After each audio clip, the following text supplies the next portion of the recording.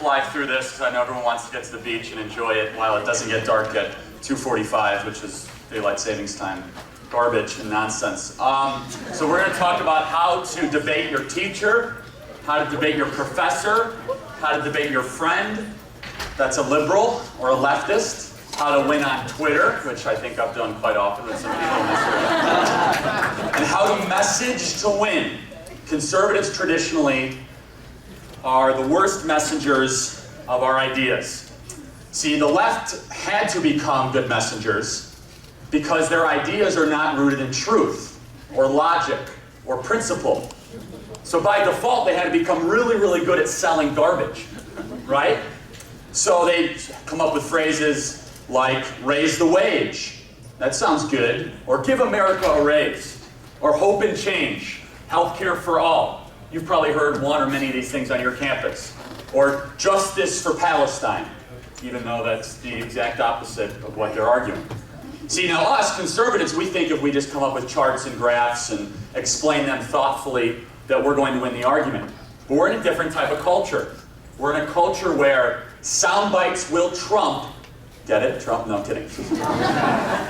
Sound bites will win against thoughtful arguments. So you need to win the soundbite war.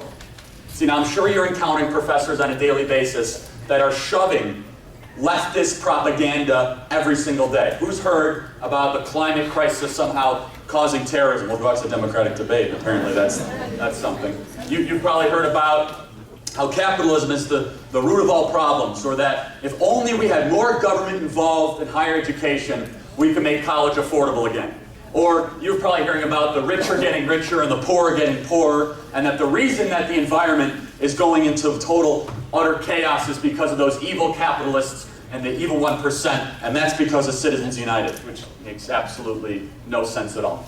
So look, they win on sound bites. We could win on truth and with our ideas. We're going to go through 4 big issues. All right, so if you bear with me with 4 issues, and I get you guys to really engage and to ask me questions and to tell me what you're hearing, I want you to throw exactly what you're hearing on the front lines. I want you to tell me what the left is tweeting at you. I want you to just say, this is what my teacher says, this is what my friends say, that's what my crazy liberal aunt says, and then once we get through these 4 issues, then you guys can be free to go to the beach and enjoy the rest of your day. So 4 issues we're going to cover. All right, I'm going to try to remember all 4, unlike the Rick Perry chaos and fiasco. All right? Hey, sorry, Ryder. All right, we're going to talk about free market capitalism. We're going to talk about this ridiculous misrepresentation that Republicans are old white men. We're going to talk about Uber and ride sharing. And then we're going to talk about the game of loans that the federal government is playing on our young people through federally subsidized and government-run higher education. All right, so we're going to start with the free market capitalistic argument. What are you guys hearing? Oh, got to go back one. All right, capitalism. What are you guys hearing on campus? Go. Rich people love capitalism. Rich people love capitalism. What else? Anything? Yeah. Yeah, go. Capitalism creates gang violence. That's really creative. Go. Creates inequality. Go. Oppresses the working class. Come on. It makes rich people richer. Makes rich people richer. Go. Dodd-Frank checked the big. That's way too intricate. Go. Makes poor people poor. Let's take these 2. Rich people richer, poor people poor. That's a flat-out lie. For thousands of years, everybody was poor, and a couple people were rich.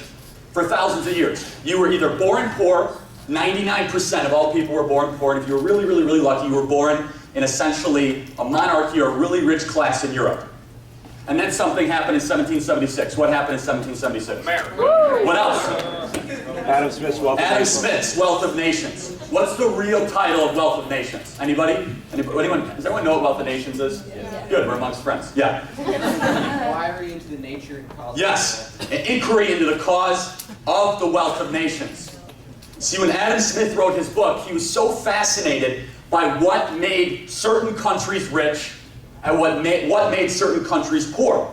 He was writing a document trying to say, why is London flourishing and Southeast France cannot get any richer? What did he find? Anybody? What did he find out? That trade makes people richer. When you interact and you trade value for value, right? And I'm going to say, I'm going to trade you some of my time if you give me money. We're both winning. So when your professor says it makes the poor poorer and the richer richer, everybody gets richer in free market capitalism and everybody wins. Now here's how you can explain it to a liberal friend of yours in 7 seconds. 7 seconds, all right? And it's interactive and it tastes really good. And you'll know what I mean in about 30 seconds. Take your buddy to Starbucks, all right? Seriously, they're trained to do this at Starbucks. Take them to Starbucks and order like a double grande frappuccino with double soy latte, caramelato, whatever they call that stuff. And you go right up to the front customer desk, order it and pay, and look the Starbucks person in the eye and say thank you. And they're trained to go back and say thank you. So you're both saying thank you. Wait, hold on. I find capitalism only one person wins, right? So according to the way the liberals look at the market, there's only one winner. But we're both saying thank you, thank you. It's like this weird, awkward double thank you. That doesn't make any sense. I thought if one person is winning, one person is losing, one person is saying, thank you, screw you, or screw you, thank you. If you want to look at free market interchange and the change of value, everybody is getting richer, everybody is getting better over time. You might be asking, well, we have lots of poor people in this country. You're right. And those places are the most anti-free market places in the country. Who said wealth inequality? Well, what is the most unequal state in the country? Where the wealth inequality is the greatest? California. The place where Governor Jerry Brown has made broccoli a subhuman class, and he's given citizenship to North Syrian refugees. I know all this crazy stuff I can't even keep up with. It is the most liberal state in the union, and the middle class has been destroyed. When people do not trade, when people do not create value, and government runs everything, eventually certain people are going to get really, really rich, and people will stay poor. That's just the way the market works. What's most fascinating to me about the leftist argument is that none of their wonderful ideas, free healthcare, free education, cars and cell phones for everybody, all this crazy stuff, none of it would even be able to be thought of if it wasn't for profit and it wasn't for free enterprise and business. What is the #1 revenue source of the federal government? Anybody? Taxes. How do you pay taxes? You create something. If you're not creating anything, the federal government is taking in no money. So they love to attack business, right? It's evil capitalism, it's evil this. Well, the federal government brought in $3.8 trillion last year. Say that with me, $3.8 trillion, it's insane. And it wasn't because a bunch of teachers got together and they said, we're gonna think about new ways to redistribute. No, it was because Apple created a new iPhone and you all bought an iPhone and paid tax on it. Or Facebook created a new product, Facebook made a bunch of money and they paid a 35% tax rate. See, what fascinates me the most is the left loves to attack the very entity that gives them any sort of relevancy as government agents. See, the countries that go broke, like Greece and France, it's because they stop creating anything of value. You ever wonder, well, why is it those European countries are always going under and in bankruptcy court in Argentina? It's because they've demonized business so terribly and raised taxes so dramatically and increased new regulations so quickly that there is no wealth generation. All right, what else are you guys hearing on campus? Come on. Anybody? Yeah, go. It leads to greed. Socialism works, capitalism doesn't. Socialism works, capitalism doesn't. We'll get back to that one, yeah. It's the reason I'm voting for Bernie. It's the reason you're voting for Bernie. Go. Capitalism oppresses women. It oppresses women. All right, let's start with that one. See, I was waiting for a good one. There are more women entrepreneurs under the age of 30 than men, to almost a 6-to-10 ratio. 60% of all young entrepreneurs are women. That should be applauded. That's fantastic. They're the ones starting business. So you probably hear about the wealth inequality gap, right? Who's heard about that? Okay, that's one of Hillary Clinton's big talking points. Let's talk about that head on. Anyone in particular want to address that before I take a stab? Okay. So 77 cents of every dollar. Who's heard that before? It's probably a big push in all of your economics class.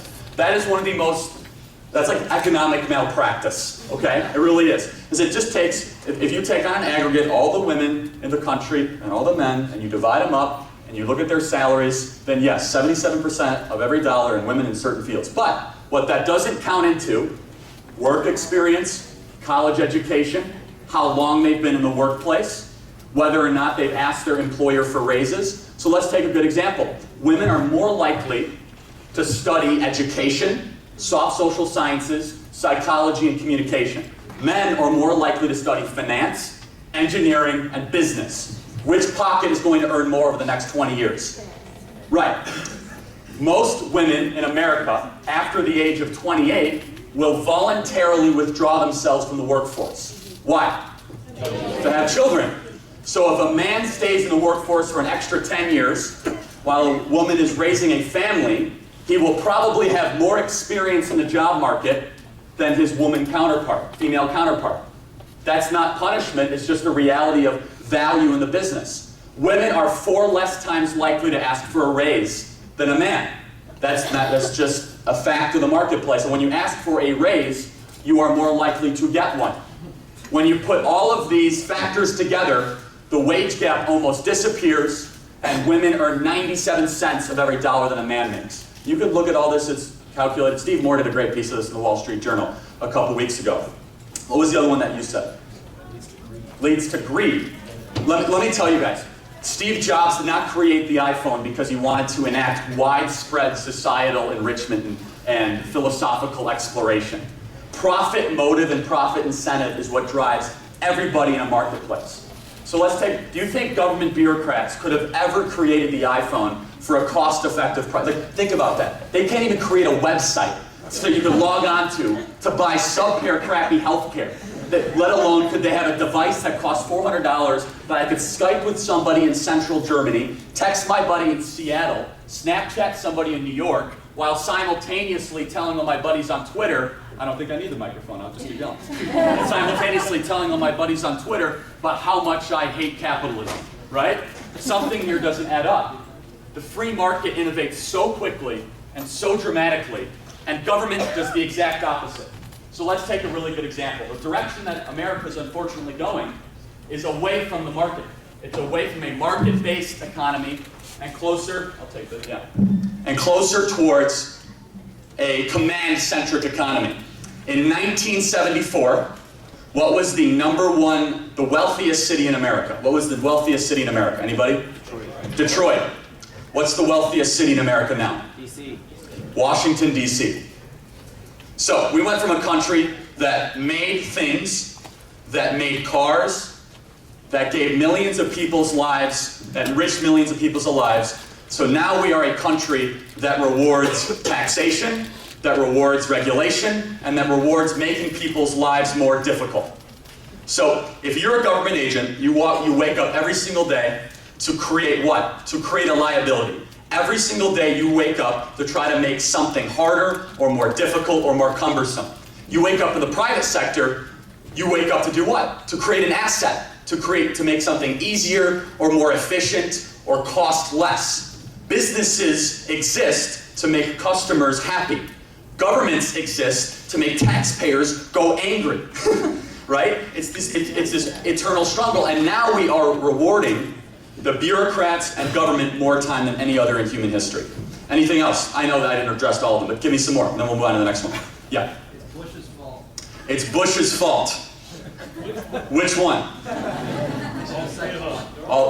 Look, the number one thing I'll tell you today is do not put yourself in a position where you always have to defend every person that had an R in front of their name or that calls themselves a Republican. That's the number one thing you have to tell a professor or a friend, is that I'm my own thinker. I believe in free market economics. I believe in smaller government. I believe in constitutional liberty. And no, I did not agree that George W. Bush ran up the deficit by $6 trillion and passed Medicare Part D, that every single department under him grew and grew exponentially, that there were more IRS agents added under W. Bush than under Clinton. I don't agree with any of that. But I do believe in free market economics and the power of localized control. I do believe in innovation and ingenuity. My biggest point of view with arguing is distance yourself from mandatory association to just someone with an R in front of them. Because the liberals love to say, well, you know, you're arguing for that free market thing, and that didn't work under W, right? Well, hold on a second. Government grew, regulation grew, even under Republican and Democratic presidents. The only time we've seen the regulatory state just stay the same, not even decrease, was when? In the last 50 years. Is in the 1980s. Ronald Reagan went straight after the regulatory state. The Office of Personnel Budget, a guy named Don Devine, went right after. He said, we are putting a pause, a moratorium on all new regulation for 6 years, and the economy flourished to unforeseen levels. So it's all Bush's fault. Well, look, you could say it's the statists' fault. It's the people that are trying to grow government and restrict freedom every single day. And you know what the really cool thing about freedom? Not only is freedom wonderful and it's amazing to interact, freedom actually works when it's tried. As Steve Moore showed you, the richest countries per GDP are the ones that are the most free, have the most respect for private property rights, have the highest levels of business and entrepreneurship. Go. Capitalism perpetuates white supremacy. Capitalism perpetuates white supremacy. That's really intricate. Anyone, I can get into it, but yeah. Regulations are necessary on capitalism to keep people safe, especially in food. Okay, we can get to that. Yeah. The crooks on Wall Street. The crooks on Wall Street. Okay, so let's talk about that. You've heard about that, the crooks on Wall Street? So here's what's fascinating to me.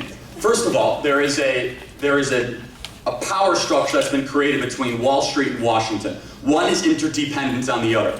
One does not exist now without the other's support, vice versa. Washington politicians, the vast majority of them, will not get elected without Wall Street's blessing.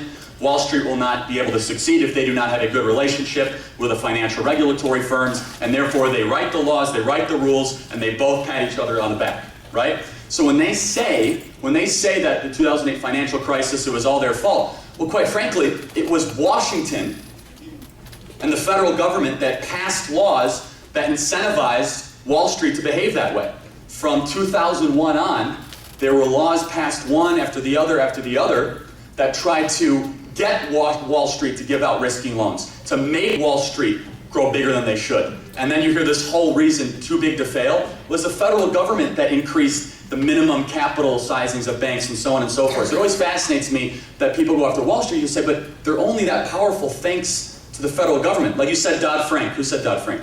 Yeah. Dodd-Frank is killing local community banks. It's killing localized control. You can't walk into some local communities. I was saying just JP Morgan Chase and Wells Fargo. It's long gone to the days where you can find a bank called Columbus Valley Bank or anything that's actually in a local control. So, yeah. Capitalism causes depressions. Capitalism causes depressions. People are happier in places like Denmark. Oh, the happiness one. Okay. Yeah. Hurts minorities. It hurts minorities. We need to raise the minimum wage. Need to raise the minimum wage. We'll get socialism right this time. Jeez, you guys are being indoctrinated like unbelievable. Capitalism leaves too many people behind. Leaves too many people behind. Socialism is moral. It's social. Well, yes, we'll go after that one. Capitalism is the cause of malnutrition. Okay, let's go moral, okay? I am flabbergasted, and maybe somebody can enlighten me, how a doctrine, so Bernie Sanders, the problem with America is that everybody is too much greed, okay? And let me be clear with this, okay? Woo! The problem is the greedy fat cats. Now give me 90% of your money. Something there is terribly wrong. Is that somebody who simultaneously can bash greed can also stand up and say, I want a 93% tax rate. Socialism is a creed and a doctrine built on taking your neighbor's money. See, everybody can be generous as long as it's not your own money, right? So socialism at its core moral component, if you want to talk about what socialism is really about, it's about making somebody else pay for what you think might be a good idea. With capitalism and free markets, what we all believe in here, it's about I'm going to create value to make the decisions that I see fit. If I want to live in a certain region or a certain area and buy certain products, I will create enough value in my life to make that possible. Socialism is, I'm somehow, maybe you say you're a victim or you're this, I want somebody else to pay for what I think might help me. Socialism at its very core is getting other people to give you what you might want to make your lives better. That, I don't think, is, at its basis, moral. So, anyone else? What else? Yeah? We need to rein in the excesses of capitalism. Rein in the excesses of capitalism. Jesus was a socialist. Jesus was a socialist. All right, we got to talk about this one. This is good. Jesus was, who's heard this before? Jesus was a, woo, that's a growing movement. They love it. All right, let's talk about it without making this a theology thing or too much into it. But what always amazes me about like the biblical channeling of trying to justify socialism is that Jesus talked about voluntary cooperation. He talked about helping your neighbor and looking out for each other. See, now, what's fascinating to me is if Jesus was a socialist, he would have ran for Pilate, and he would have ruled with an iron fist and instituted government-run health care, and he would have really raised taxes on those rich, evil Romans, and he would have pushed back. No, I mean, let's talk about this quite frankly. There's a great book that the Foundation for Economic Education publishes that says, "Was Jesus a socialist?" Question mark. I encourage you all to look it up. In my own opinion, and many of you can talk about it, is that what Christianity is really about, it is about helping other people with lack of anybody telling you to do that. Right? Isn't that why, for those of you that are believers and Christians, isn't that what God really tells us what to do? Is that you aren't being beaten over the head, but it's your decision to go help others and to put maybe other people's interests in front of yourself. Not one of command and control, not one of top down, not one that if you act out of line, we're going to take 90%. And the final thing is it talks quite frequently, but Jesus was a carpenter. I mean, he was a hard worker. I mean, this is a guy that went to work every day and created value. See, now, mind you, Jesus was not a social justice activist. He wasn't out there like pillaging and plundering the elite and saying, it's those evil robber barons. And in fact, it was the exact opposite. So I get such a chuckle out of these people that try to co-opt theology into helping their political doctrine, yet simultaneously going after the Catholics and the Christians and the Jews and helping that's really kind of confusing when you think about it, because it runs contrary to that. So anyway, what else? Let's do one more and we'll move on to the next one. Capitalism caused slavery. That capitalism caused slavery? Yeah. Slavery was around before the market was even allowed to exist. It's phenomenally interesting. Yeah, you had one? They always say rich don't pay their fair share. The rich don't pay their fair share in taxes. Yeah. Could you actually talk about the whole happiness thing in Denmark? Yeah, of course. I'll do that. Okay. So the happiness index. Okay. So first of all, any comparison at all with the United States as an aggregate with any Scandinavian country should be like thrown out like a baseball into the ocean. Immediately. Let's talk about the Scandinavian countries. They have an average population, so it's Denmark, Sweden, Finland, and the Netherlands, essentially. That's what the liberals love. Okay, so first of all, they're like 99% white. Like, that's their country. Well, they're becoming more Muslim, but that's different. But they're 99% white. They're a very homogenous society. Number two, they have an average population of 7 million people. So they're talking about like New Jersey, okay? We're talking about the United States, like two totally different things. Number three, embedded in their society, they are incredibly xenophobic, some of those countries. They have low rates of immigration. We have some of the highest, most accepting immigration laws in the world, right? So the fourth thing is that in America, we have incredible social and regional and racial diversity. It's just embedded in our culture. So with that, you're going to have people that are trying to work their way up the socioeconomic ladder and people that are trying to preserve a certain amount of status. In Denmark, they have a smaller population, very homogeneous. Many have been there for hundreds and hundreds and hundreds of thousands of years.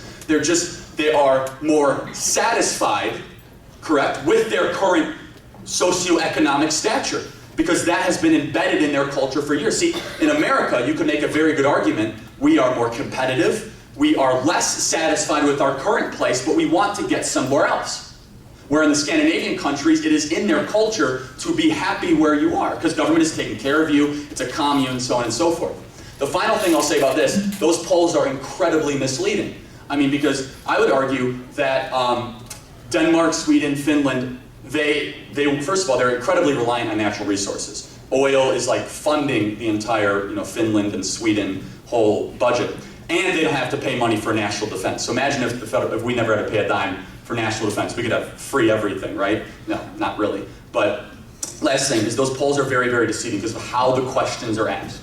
And if you look at it as a broader thing, I believe, fine, we might be by a couple percentage points, I don't know, less happy, but I believe you can make, in America, you can make yourself as happy as you want to be. And that's the beautiful, beautiful, beautiful thing about freedom. So, we're going to probably move on to the next one. So, anyway, if you want to talk more about capitalism, please get our book, Capitalism Cures. We have a video series on it. Capitalism is the most moral system in the history of the world. It's lifted more people out of poverty. Don't take my word for it. I'm going to read you a quote, and you have to tell me who said it. Those of you that know already, aid is just a stopgap. Commerce and entrepreneurial capitalism take more people out of poverty than aid. In dealing with poverty here and around the world, welfare and foreign aid are a band-aid. Free enterprise is a cure. Entrepreneurship is the most sure way of development. Who said it? Bono. A flaming leftist said that. It's on the front page of our booklet. A guy that gave away money to at-risk countries for decades finally realized the best way to help the poorest among us is grassroots entrepreneurship. All right, we're gonna move on. Oh, I love this. All right. So, who's heard war on women, GOP, old rich white guys? Who's heard all this crazy nonsense? Who follows me on Twitter and knows that I like fight back against this with an iron fist, right? So here's what amazes me, and this is my biggest critique of the Republican Party. Right now, the current Republican field is the youngest Republican field in American history and the most diverse presidential field in American history. Not Republican, it is the youngest and most diverse in American history. You know how many Latinos have ever run for President of the United States? Anybody? 2. 4. 2 of them are on that screen. Ted Cruz and Marco Rubio. How many Spanish speakers have ever run for President of the United States? 3. 2 are currently running for president. Jeb Bush, okay? Jeb Bush, is that like 2%? And Marco Rubio. How many Indian Americans have ever run for President of the United States? 1. Who is it? Bob, I guess he was running for president too, right? Right now, the current GOP field, this is what amazes me, and this is something you have to shove right in their face. We have 2 Latinos, 3 Spanish speakers. Ted Cruz can sort of speak Spanish. Had an Indian American, African American, a woman that ran a Fortune 100 company. 6 candidates under the age of 50. 6 candidates under the age of, that's unbelievable. 6 candidates under the age of 50. Scott Walker, under 50. Rand Paul, under 50. Marco Rubio and Ted Cruz, both 44. If you double their age, they still wouldn't be as young, as old as Bernie Sanders. And that's incredible.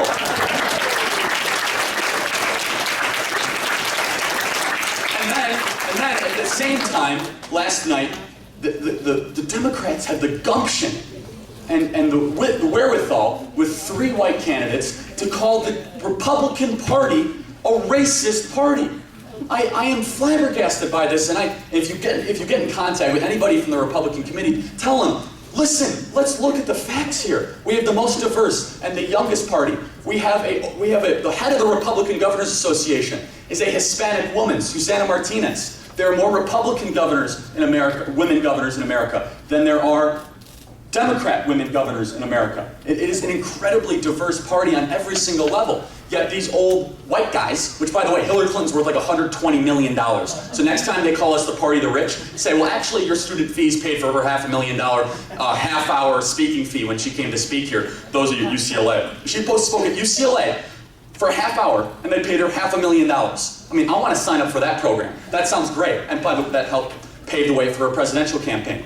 So what's amazing to me is how the media has been able to manipulate that, and your professors beat this over the head. You have to talk about the age diversity and the racial diversity and makeup of this particular Republican field, which I think is phenomenal. Then they also simultaneously called the Republicans a racist party, while Ben Carson was above 30%, and then Ted Cruz is on the rise. So if you add up Ted Cruz, who's Latino, Marco Rubio, who's also Latino and Cuban, and Ben Carson's poll numbers, more than Donald Trump, more than 50%. So it runs counterintuitive to the common logic, and we have to fight hard back against this. Any comments or questions about that? Anybody thinks you're hearing war on women, all that crazy nonsense? So, all right, that was a quick one. All right, Uber. How many of you use Uber? You love it, right? I agree with what Bill Whittle said. 100% with what Bill, if this next election is about Uber, we're just not thinking hard enough. I mean, you have, and this is the contrast that we're going to make, right? So for almost 2 decades now, you have an iPhone generation that's voting for a post office party. Think about that. You have an iPhone generation that's voting for a post office party. You have a younger generation, everyone in this room excluded, that on a broad majority are loving the fruits of free market capitalism and tweeting about, socialism and this, but simultaneously are screaming for bigger government and more regulation. I mean, Hillary Clinton, if she could figure out how to unlock her iPhone, she wouldn't even know how Uber works. I mean, and then she wants to outlaw it. But what amazes me, and we have to fight back, is Uber is one of the greatest demonstrations of free market capitalism. For decades, politicians would run for office and they would say, we're gonna make taxi cabs more affordable. And we're going to make them come to you quicker, and they're going to be great. And, yeah. And don't watch Fox News. No, I'm kidding. And they couldn't figure it out. For decades, especially in Chicago, all these politicians would run on the platform, making transportation more affordable. What happened? Taxis got more expensive, the quality went down, the drivers were angry, no one wanted to be a taxi driver, they had special immigrant licensing permits just to find enough taxi drivers in Chicago, no one figured it out. By no coincidence, about 4,000 miles away from Washington, D.C., in San Francisco, a couple entrepreneurs said, this is crazy. 62% of the adult population now have access to some form of a smartphone. People are walking around, driving around in cars that could be utilized. Why don't we connect the car with the smartphone? They can interact directly, they can pick each other up, and then if there's some sort of problem, they can rate the driver, they can tell if it's not good, and then they said, well, that makes a lot of sense, almost too much sense. And they created Uber. And what happened in response? The taxi companies went ballistic. Absolutely ballistic. They started passing laws and regulations and taxes and special taxes on them. In certain municipalities and states, Uber is outlawed. Why? It's because it's a threat to the corrupt power establishment that the taxi cabs have created. Taxi cabs buy local politicians. They literally buy them and say, as long as you vote our way, we'll keep on filling your campaign contributions full of money, but you have to fight back against that Uber thing. You've got to fight back against that Uber thing. And the good thing about Uber is that so many people so quickly are using it that it's finally going to break the back of government regulation. And you're seeing this stark contrast. I mean, from my house to the airport, it's $75 taxi cab ride. And it's a $13 Uber ride. 75 to 13. I mean, are you kidding me? They think that's sustainable. I call a taxi. I cannot explain to them where I live. Like, it's very simple, but for whatever reason, they always drive by it and they end up in, like, northern Wisconsin or something crazy, right? But Uber, I press a button, fill in my address, and I can worry about it later. It's more efficient. So one thing about capitalism, what it really is, it makes things cost less, it makes the product better, it makes you be able to interact with it freer, you can get it on demand, and quite frankly, competition will drive excellence. Uber is all about competition. Within 10 years, Uber will have over, I think, 15,000 self-driving cars in their fleet. So not only, that's amazing, that's the free market. So you can request a smartphone, a car, and there won't even be a driver. You know what they'll also do? It'll also cost less than it costs now, because you don't have to pay the driver. That's a good thing, by the way. That's a really good thing.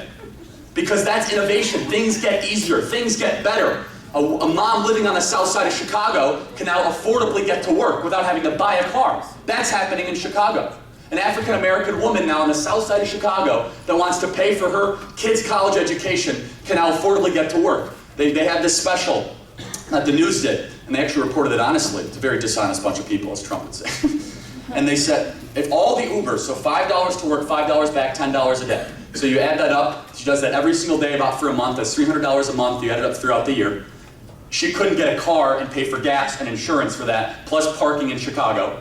And the Chicago politicians are doing everything they can to prevent her from being able to use Uber. That's immoral. That's anti-choice. That's anti-competition. That's old century thinking. That's going in the opposite direction. And you think about it, you allow people to freely choose what products they want to use, their lives will get better.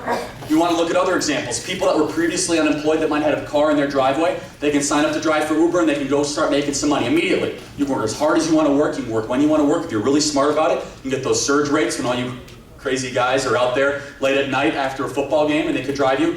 This is what capitalism is all about. Free enterprise, competition. It drives excellence in every single regard.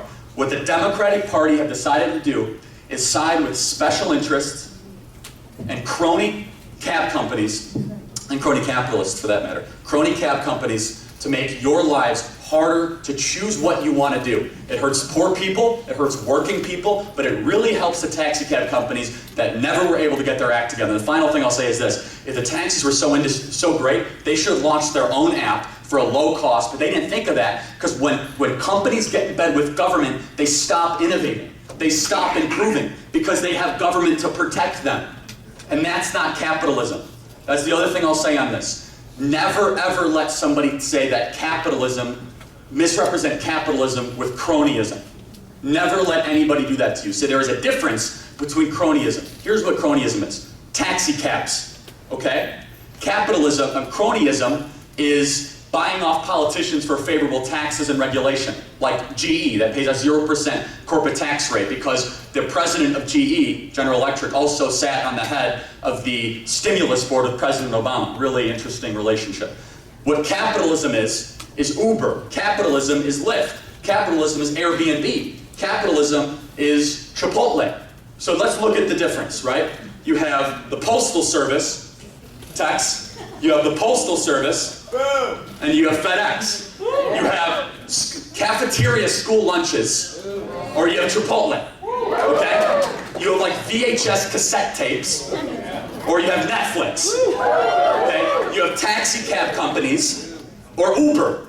This is the argument that we have to make, and we will win if we show the difference between old world, democratic way of thinking, and a future of innovation, ingenuity, and customization that is built on the back of free market capitalism. Yeah. All right.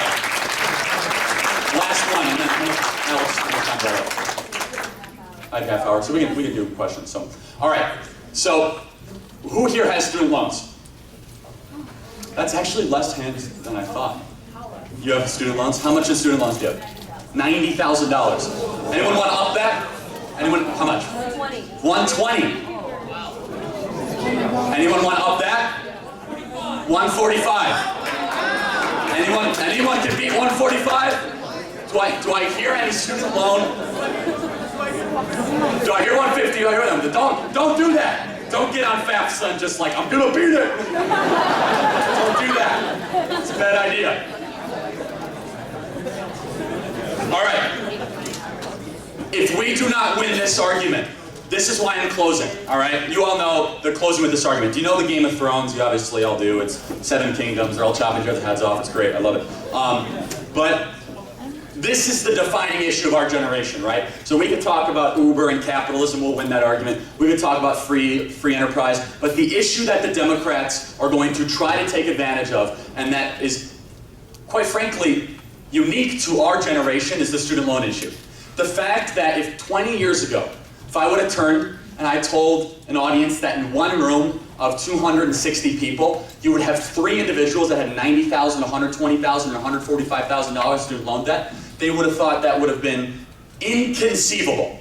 Inconceivable to have $90,000, inconceivable, 90,000, 120,000, and 140,000. It would have been unheard of.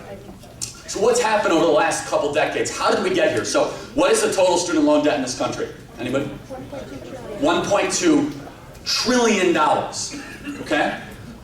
So we have a $1.2 trillion aggregate student loan problem. What is the cost per borrower in America? What is the average student loan debt? Anyone? $28,000 per borrower. Now what, borrower, why do I use that word borrower? People that drop out, not graduate. Okay, what else? People that drop out. Parents take out loans? Nope. Because 6 out of 10 people that hold student loans, just about like 56%, never graduated from college. So they didn't get anything in return. So that they borrowed money, tried to go through, they never should have went to college in the first place. I'm sure you all know those people. I was one of them. I never went to college, and I shouldn't have. And that's okay. There's nothing wrong with that. We'll get to that in a second. And then they're behind the game before they even started, right? So what happened essentially in the 1970s is the creation of the Department of Education. We all know it happened, and it really got a lot of power and a lot of funding and funding and funding and funding. So a couple of key things happened. Number one, there was a narrative started in this country that if you do not go to college, you're somehow not as smart as everybody else. Not as qualified. No. Not as smart. You were culturally stigmatized.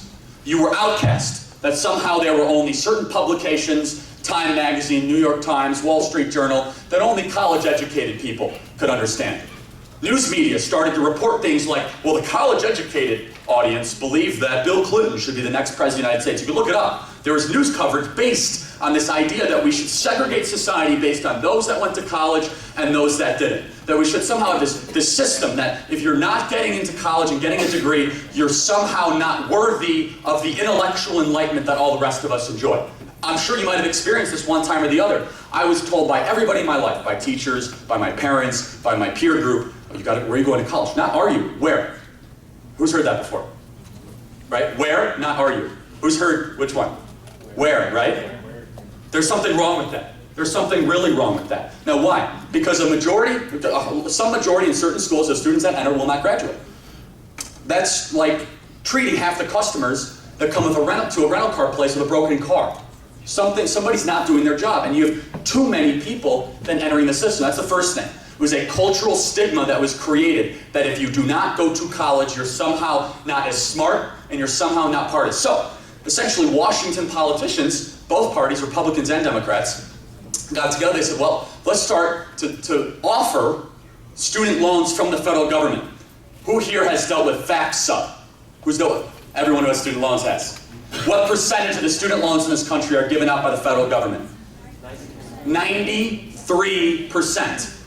So first of all, anyone that tries to blame student loans on Wall Street, I mean, it's Washington that's giving out the student loans. 93% of all student loans are given out by the federal government. 93%. It's an astronomically high figure. So Washington politicians in the 70s and the 80s and the 90s started to say, well, so we have a stigma that's been created and a narrative that you got to go to college to be successful. Let's start providing cheap money, and they did. And you know why they started to do that? Why did they start to do that? Anybody? What was the real reason? I'm going to ask another question that will answer this question. What's the second biggest lobby in Washington, D.C.? Who has the second most lobbyists in Washington? Colleges. They have 1,400 full-time paid lobbyists in Washington, D.C. Only second to the pharmaceutical industry. Let's put that in perspective. How many members in Congress are there? 535. Thank you, civics majors. So let's, on rough numbers, rounding up, just rough, there are 3 education lobbyists for every 1 member of Congress. What are they lobbying for? More federal government money to colleges all across the country. Think about that. There are 3 lobbyists for every 1 member of Congress. That's insane. You just to keep that alive keeps billions of dollars over the years. So Washington said, well, you know, if we do this, it's not like our constituents will come back. It's not like getting government-run health care, right? I mean, so if we pass more of these laws, I won't get elected out of office, and I'll keep these people happy. They'll donate to my campaign. Not that harmful in the 80s. We kind of fought through it because, quite frankly, more people needed to go to college in the 80s. That was good. We're kind of catching up. 90s, not so good. Right? So these politicians started to make these decisions, but it seemed okay because, excuse me, people back at home said, well, it's okay because college will make people smarter and better equipped and we're going to be fine. And then the 2000s came around. And all of a sudden things started to change. What started to change in the 2000s? Internet. Internet? Right. Well, what else? Bush, sort of. You saw a rapid acceleration in the cost of college. Because you know what started to really happen in late 1990s? The coalition of colleges that started to employ all those lobbyists realized one thing. Well, we can keep on raising our tuition and the kids will be able to pay for it because they're getting money from the government. And then everyone's going to still go to school because it's like this cultural thing, so we don't have to cut costs and we can build huge, like, Roman Colosseum type structures on campus, and we can put lazy rivers in the dorm rooms, and we can do all these things. But we're still going to have the same amount of customers. And you know what? We also don't have to improve academic quality. We can have our professors publish, which helps us, the alumni donors. We can have TAs take care of the freshmen, because they don't care anyway. They're going to go to college because they're told to go to college. We don't even have to offer a higher service because everyone's going to beat them over the drum. Just get your degree, get your degree, get your degree, get it, right? And colleges got smarter and smarter, but then around 2004 and 2005, they got not just smarter, they started to raise tuition to unforeseen levels. Who here has the highest tuition? Say a tuition figure for your school for 1 year. Anybody? 45,000. 45,000. What? 60,000? 40, what school? University of Louisville. $40,000? $47,000 a year. Wow. Out of state. 48. Does anybody in this room have an instance where over the last 10 years, your tuition went down? Where? Utica, so it's a state school. No, it's private. How did they do that? It was either they were going to build more buildings or cut their tuition back to do it for Good decision, right? She said either they're going to build more buildings or they're cut their tuition. What a concept, right? Everyone else, on the aggregate, that's of course an outlier, raising tuition, raising tuition, raising tuition. So let's just put that in a little box, all right? Let's go to a different argument, but kind of the same. 10 years ago, in 2005, what was the hippest Christmas gift? What was the coolest thing you could give somebody? Write or sell me? You don't remember? Pet rock. A pet rock? Herbie. What? One, what? Oh jeez, what was the question? What was the coolest Christmas gift you could give somebody in 2005? A Wii? No, that wasn't even around then. Who remembers? Who remembers? And I'm kidding you not, I got it for Christmas, 2005. All right. The iPod where you had to put your thumb around to get to the next song, right? I still have that iPod. That was 10 years ago, folks. 10 years ago. It was iTunes like -6 back then. Now it's iTunes 642. So in 10 years, the innovation in music and in communication went from me having to do a circular thumb motion with no games, no texting capability, no Uber, no GPS, no nothing, to now where for less money I can get a phone that resembles something out of Star Trek. Literally. If you told somebody in 1970 you could do all the things with your phone you could do today, they would think you're describing some sort of like weird like it's crazy, the stuff you could do with your phone. I mean, you could pay your bills, you could have all your credit cards on there, you can have all your information personal, you can contact literally anyone in the world, you can get on social networks, it's just unforeseen, right? But so we have that in the box, right? Look at that, 10 years ago. Has college gone through that same type of innovation? Has college got that much better? Have teachers gotten more innovative in their way of teaching? Have teachers' assistants been replaced by engaging professors? Has class size gotten smaller? Has class size gotten smaller? No, unless you're at a liberal arts school that markets themselves as small class size. What's happened is the exact opposite of what happens in the market. Market, what happens? Things get better, they cost less, and more people can get them. What happens when government gets involved? They get worse, they cost more, and to get them you have to borrow money. I want to live in a generation that will embrace the market, and that 10 years from now, I can sit in a room like this. Hey, you remember the top Christmas gift in 2005? Remember that thing you had to pull out and you had to actually log on for Wi-Fi? And you remember when you had to like stream something, you couldn't even just push the side button on your glasses and see it right in front of you? And remember when you actually had to push your watch and you couldn't say, watch, do this, this, and this? Or remember you actually had this thing called charging your phone? I remember that, you actually had to plug it in to the wall. Right? I want to live there in 10 years. That's where we're going. But in 10 years from now, if changes aren't made, I will sit on this very same, stand on this very same stage, and I will say, have class sizes gotten smaller? Have costs gone down?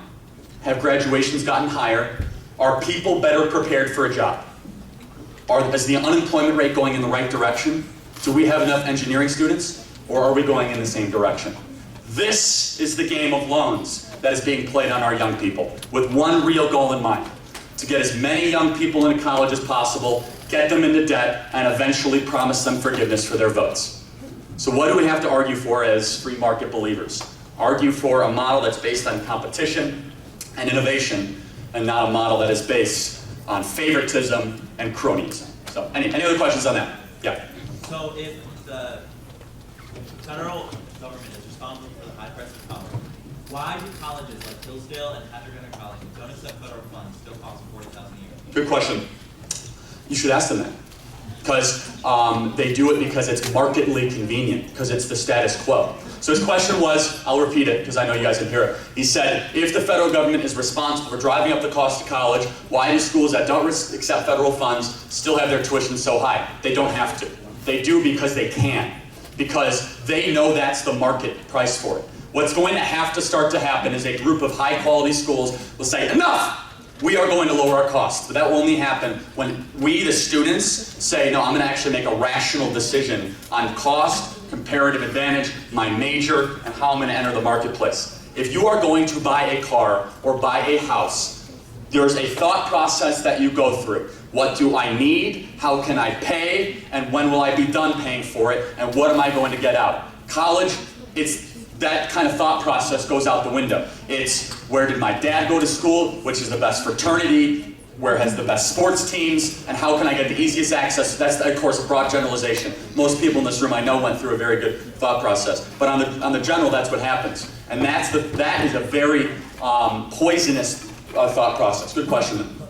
Okay, bear with me, sorry, because I'm trying to formulate this question in my head and having a little bit difficulty put it together. But essentially, with this idea of the game of loans and everything like that, and dealing with all the problems that, if we try and fix them, we obviously have to deal with our universities and with legislation and stuff like that, and all that sort of thing takes time to happen. How do we talk to the people that are getting screwed over right now, or that are not able to go out and get a job right now, to convince them to get on board? It's tough. So the question was, how do we talk to students currently in college, minus the legislation? Like, what can we do? The best thing that's happening is the rise of online learning, and then actually getting. So let me ask a question. How many of you took a class that you thought was a waste of time and money? Woo! Why? Why? Because they told you to. Create a college where you learn what you want to learn that will equip you for where you want to go. That's that simple. Everything else in life is customized now. My phone is customized, my car is customized, my house is customized, my lifestyle is customized, my wardrobe is customized, but your college must be one size fits all. You go to somebody to tell you what to take, you gotta have certain prerequisites, you gotta go for this amount of time, you gotta get this much credits, and you might not get qualified to get out. It's asinine. How many of you felt that, who here is near the end of your, like a senior or junior, right? So, how many of you felt that early on you probably could have streamlined or combined, or how many of you said in a freshman class, I think I learned this in high school? Yeah. Woo! So you're like double, and most of those classes were probably history or economics or, right, so you probably couldn't get credit for it. What we're saying here is that colleges look at every single one of you as revenue streams. They look at you as ways they can get more money into their college. How do you get more money in your college? Make you take more classes. And that's what they do, is they say, well, you have to have a certain amount of gen eds, you've got to have a certain amount of this. It doesn't matter if you're studying engineering, you have to understand that climate change is a very big problem. So you have to take this thing, you have to take this thing, you have to take this thing. If there is if we can get groups of colleges to change the way that you accreditate and that you allow students to select, that will fundamentally, but it's a multi-trillion-dollar operation. My prediction, I hope, is in the next 10 years, you will see the equivalent of an Uber in higher education. Something will happen that will break the back, because it's ready to be broken. So, yeah. Do you think that like education's in a bubble, kind of like the housing market, and you see that popping? Yeah, so the question is education in a bubble, and you see it popping like the housing market? So the only difference between the education and the housing bubble is the education bubble's worse. But unfortunately, it's not going to be allowed to pop, and it's almost impossible for it to, because a vast majority of the loans are held by the federal government. So the other reason in like the 2008 housing crisis, a lot of your parents owned stock in companies that were holding those mortgages. They probably got screwed over. You held Lehman Brothers stock, like forget about it, right? It's went under. So, but we, the taxpayers, hold all the loans essentially in this room and across the country. So in order for a bubble to actually play itself out, there has to be an inflationary component, something that got bigger than it really should, which, yeah, this is way too big. But there also has to be a point of correction, like a market correction. I don't see that happening. The only way that could happen is if the federal government said interest rates 11% for student loans. That would make it burst, because you'd see default rates at 80%. I see them keeping them very, very low. So, but it's only going to get bigger and broader and more complex. Every solution from the Democrats would make college more expensive, would make waste, fraud, and abuse more prevalent, and would make longer term more students to get into debt. Colleges will not raise their costs unless they are forced to compete. And quite frankly, we have too many colleges in America. A lot need to be allowed to fail. They have to close their doors. No other thing in the world has a high retention rate of colleges like colleges. Businesses every day go out of business because they don't do their job. A lot of colleges aren't doing their job. Yeah. With the rise of online learning like the Khan Academy, do you think that this is sort of a signal for what you said would be the breaking back of higher education? I hope so. And so I can make a argument, and I want to study this and I want to do it, put some money behind it, that if I took two smart people, one that took a gen ed class at Harvard, and one guy, so let's say the class is history, focus on medieval history at Harvard, high quality class. And I took another person that took the exact same amount of time that he was in the lecture hall and studied and did self-taught learning on the internet, who would walk away with more knowledge? I want to see it. I mean, my guess is if someone actually has a passion and a pursuit to go on the internet and to search it out and to learn it and to absorb it, they will get more out of it than someone that just how many of you, and I know you're all here because I'd raise my hand, just did everything you could to just get through a class and you think back like, oh my goodness, I don't remember a thing from that. Like I did it, are you kidding me? Right? But how many, like Skylar, you love politics, right? You will remember more about this weekend than you, for the rest of your life, than you would ever about like a calculus class 5 years ago, right? Because you have a passion for it, because you love it. So when you actually pursue what you like and you go after it, you'll have a higher rate of retention. That could eventually break the back. And online learning, I mean, you could, and it's kind of funny because people have said, no, you can't. You do know that Harvard and now MIT puts all of their lectures online. That could jeopardize their business model one day. I mean, you could just watch all their lectures online. So, yeah. In Tennessee, we have the promise where like the first 2 years of community college is free. Do you think that's going to cause like more degree inflation and be damaging?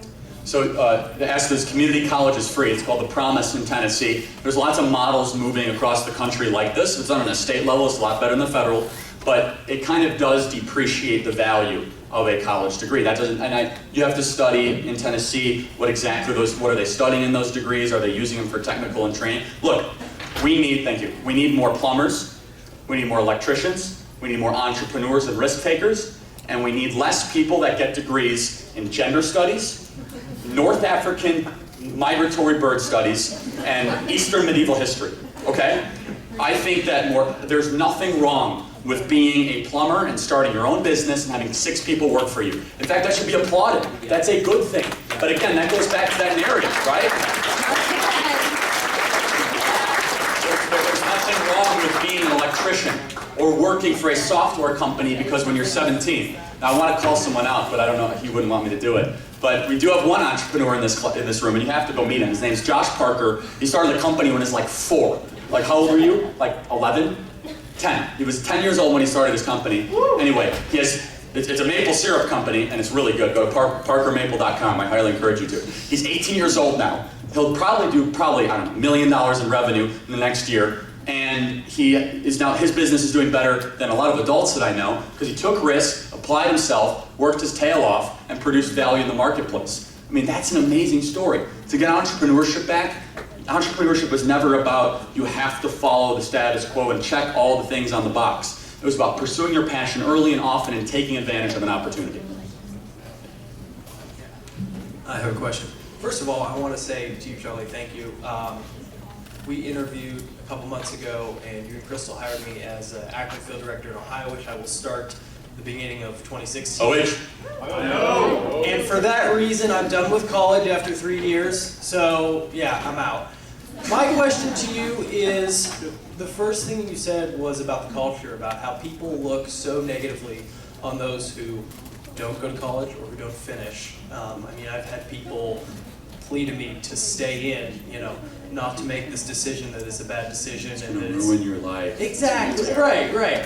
So how do we, as an organization, and this organization, or just as human beings, how do we change that mentality that it's not abnormal not to go to college and that you can be successful without it? Right, well the first thing, and the media has a lot to do with this, I mean, they continuously always make, and it's from your young age, and this has been pounded into our heads, whether it be through the cartoons, the life that we have been programmed to live is you go to school, you do well, you get a degree, and you get a high-paying corporate job. Like that is kind of that's what I was taught from a very young age. And so, first of all, you could always go back to school. So don't let you could literally go back when you're 86 and get a degree, okay? That's the first thing. It's never too late. They'll take you. So that's the first thing. You could go out, you go back in. It's a very easy, process. Number 2, I mean, you just have to lift people up that are successful and take risks and do things a little bit differently and talk about them and say that and the final thing is I think we need to tell better stories but entrepreneurs, people that are in the service industry that do things the right way. I mean, I know a friend of mine who decided not to go to college, like this crazy Lithuanian entrepreneurs. Anyone Lithuanian? You guys are nuts. Like, seriously. I mean, they're like, he's 20 hours a day. He works just out of control. And he decided to get into trucking. And he took out a $100,000 loan when he was 19. And now he owns like 50 rigs in Chicago. And the guy's making literally millions of dollars, and he's 22. And he just works his tail off. He's partnered with other industries. It's amazing. And we should say that's good. That's a good thing, right? I mean, he works a lot harder than some people who end up going to college, right? And so I think we need to tell better stories and add more positive reinforcement towards that narrative. So, other questions? Yeah, Michael. What's your policy prescription for the $1.2 trillion in debt that exists? Yeah, so the question is, what's your policy prescription for the $1.2 trillion that exists? Similarly to immigration and all these others, you have to fix the leaking water before you get the water out of the basement. So let's actually fix what's causing student loan debt. And the number one, the quickest policy prescription, and I get a really mixed reaction for this, is you have to have a free-flowing interest rate. You can't have a one-size-fits-all interest rate on student loans. Meaning if you're studying engineering, yes, you should have a low interest rate. If you study communications, you should have an higher interest rate. People say, oh, that's nuts, that's crazy. Really?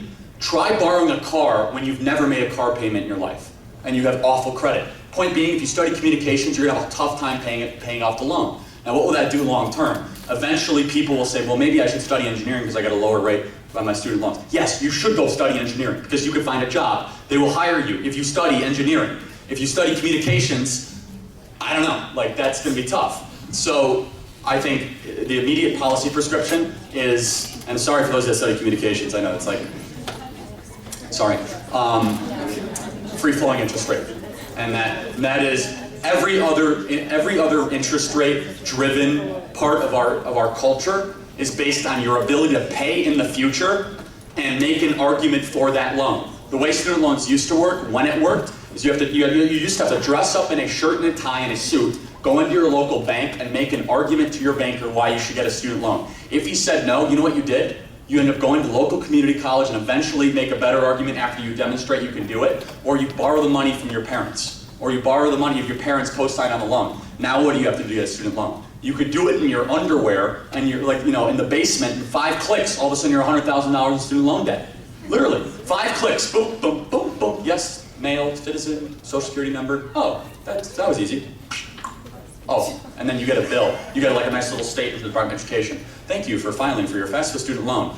Starting on June 18th, 2022, your first payment will be $2,600.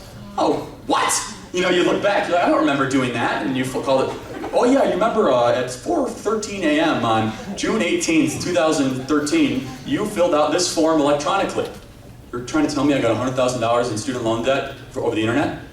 Yep. So we have to make it harder to get a student loan. Get rid of this whole digital thing. Prove your worth. Go into a bank and prove to somebody why you should get a loan. Because we're paying for it, the taxpayers. People think I'm nuts by saying that.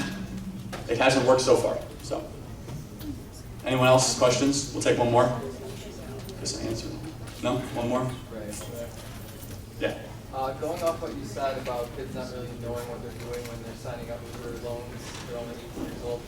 How do you feel about personal finance education? I mean, it's appalling the lack of personal finance education. People that know how to balance a checkbook, and all these sorts of things, needs to be reinforced further. I mean, we hired somebody once, and I will not say who it is. We have 70 plus employees now, so we actually have a dealing with all this. And someone emailed Crystal and I, and they said, "Why are you taking money out of my paycheck?" I said, "What do you mean?" They said, "You told me I had a $2,500 a month salary." I said, "You do." Then why am I not getting X, because I divided, and they told me on the phone, well, because of 2,500, I divided by 4, and then that's like by each week. I said, dude, that's called payroll tax. You're trying to tell me they tax our paychecks? Like, yeah, college educated. I'm like, are you kidding me? Because he's like, you guys are FICA. You're FICA, and I know you're doing it. It stands, like, dude, it's a payroll tax. Like, it's the lack of financial literacy is appalling. And it needs to be taught from an early age. So that's a true story. True story. I'm not going to say who it is. They're no longer on our staff. So anyway, it needs to be done. It needs to be done. So anyway, in closing, please, everything I talked about is detailed in video form, in booklet form, and every one of our amazing staff here at Turning Point USA are passionate spokespeople for these issues. Ask them if you have questions about issues, come up to us, follow me or Turning Point on Twitter. We're getting into fights about this often, and we will be talking about more issues tomorrow. In the meantime, do we have anything else we have to go over? Check out Hypeline, and you can close. Enjoy the beach and the rest of your day. See you tomorrow.